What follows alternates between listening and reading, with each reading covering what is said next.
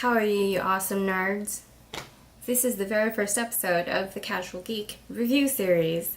It's exciting! If you have come over from my thereafterish channel, where I do life and style and Hawaii vlogs.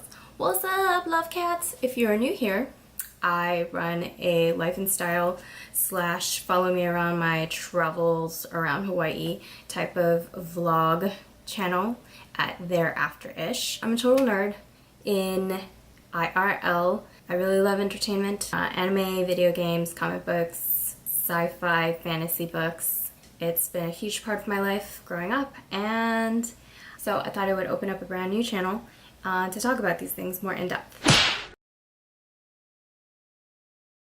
When I was growing up, I was mostly focused on anime and video games, with a very casual interest in comic books. So I don't know all of the lore or backstories or histories or anything for DC or Marvel comic book series.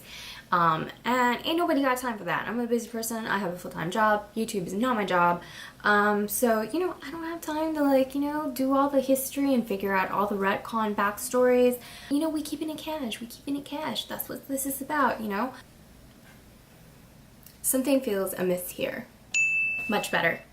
I did have a very casual review of Supergirl Season 1 finale while I was doing Vlogtober on my other channel, thereafterish. So I thought, with the crazy cliffhanger with the new pod that came speeding in, that was intercepted by Jean and Kara / Supergirl, it was a major cliffhanger and I couldn't wait to see who was in it. So first thoughts, who the F is in that pod? What is he? Is he a Kryptonian? Is he evil? Is he good? Does he know who Kara is? Does he know who Kal-El is? So many things going through my brain. Why is he still asleep? Is he affected by Earth the way that other Kryptonians are? First thoughts. I dig that they brought Win on board to work at the DEO, and he's like, yeah, I learned space talk. So cute. He's nerding out. A really cute line between Kat and Kara where she's like, your new assistant, she went to Yale. And Kat's like, so did George Bush, in the most derisive way. I really do dig how the universe of Supergirl has a lot of pop culture, United States pop culture, in their universe versus the Flash's universe. I think it's kind of cool how they did that very subtly without really revealing it until in season 1 the Flash went through the breach and met Kara. I did notice that there are two very strong themes within this first episode. Kat's relationship with Kara was one of the more defining relationships for Kara in season 1, and it's nice to see that they're actually developing more on the Kara side, her human side, rather than the Supergirl side. Despite how mean she can be, that Kat is mentoring Kara and trying to drive her to figure out her passions and, make her a more well-rounded, powerful human being. That's one of the hallmarks of the show, is that women are the most powerful people. On that note, it seems like there's a new female nemesis whose name is not mentioned. Now, on the whole James and Kara kick. That was one of the most interesting secondary storylines in season 1. The James and Kara will they, won't they, back and forth. And I'm like, you got what you wanted, girl. All of a sudden, you don't want it. It's literally 12 hours later. The producers are just like, there was no chemistry. The audience doesn't resonate with James and Kara. I personally thought that it was cute. I really like unconventional pairings. I'm a sucker for romance.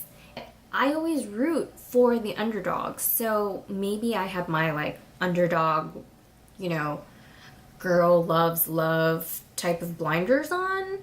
I don't know. Another first thought, the revolution of Superman. Whew. Girl. It's not just the lights. Yeah. Anyways, I was really excited actually to see Superman. They're very more collaborative as a team rather than her playing second fiddle to Superman. Well, it is Supergirl's show, but a lot of the time that there's a blah blah blah girl version of an existing superhero, she often is the sidekick. In the cartoon for Batman, like Batgirl, you know, Barbara Gordon, she played a really good role for Batman, and as far as I do know in the comic books, the multiple women who have played Batgirl have like actually been more intelligent than Batman and have been an essential part of the team, but they're still not the superhero. They are not the main event. And I like in this that, you know, Clark can exist as Superman, as being an established superhero, but it doesn't displace the importance of Supergirl in her town. I like that they gave a nod to Lex Luthor being in jail. They use him as a vehicle to explain that she needs to find her role in this world as a human, as well as, you know, having a secret superhero identity. So yeah, on that riff, totally excited that Clark is sticking around National City for a while because, first of all, he's pretty, and I am interested to see how much stronger the nemesis throughout his duration of staying in National City are going to be, which would require them to be a team. Second of all, there may or may not be a threat with the pod person. Yes, I'm going to call the guy in the pod a pod person because I don't freaking know who he is. None of us do.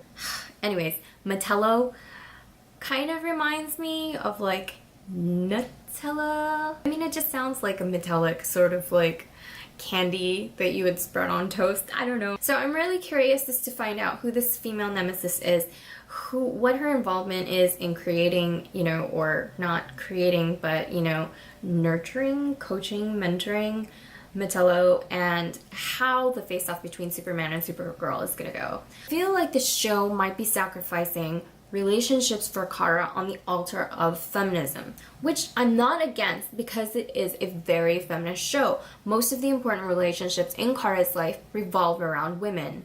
Her sister, Kat, her aunt, her mother's AI. Secondary to that are the relationships that she has with men. I get that. Are they sacrificing a good relationship for Kara romantically and avoiding all romantic entanglements because they don't want Kara as a human or Supergirl as a person to be defined only by romance?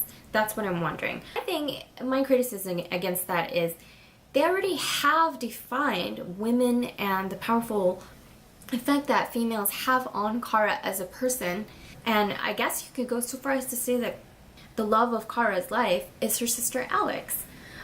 So I don't feel that throwing away romances and sacrificing them on the altar of feminism will really undermine Kara's feminist identity. Season 2, Episode 2, Clark and Kara are going to face off against whoever Metello is and whoever is pulling Metello's strings, which is a woman.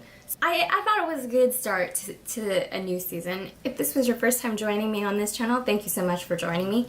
I'm going to be reviewing Supergirl Season 2 all season. So exciting. May not be able to get to it every single week because, like I said, I do have a day job, but I'm going to do my best. And I'll also be reviewing Marvel comic TV from Netflix on this channel. So, cha! I hope you'll stick around for that.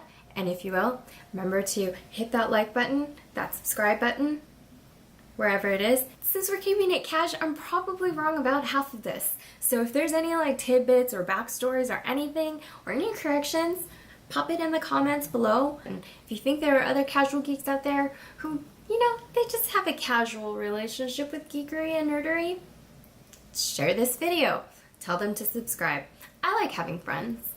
Remember to join me next week for more geekery. Until then, keep it geeky, but keep it cash. Peace out, love cats. Oh my god, I'm so all over the place. This is my first TV show review. I'm so nervous. I really had planned on doing this drunk. So maybe I can make that a thing next week. Relationship, ooh, just burped.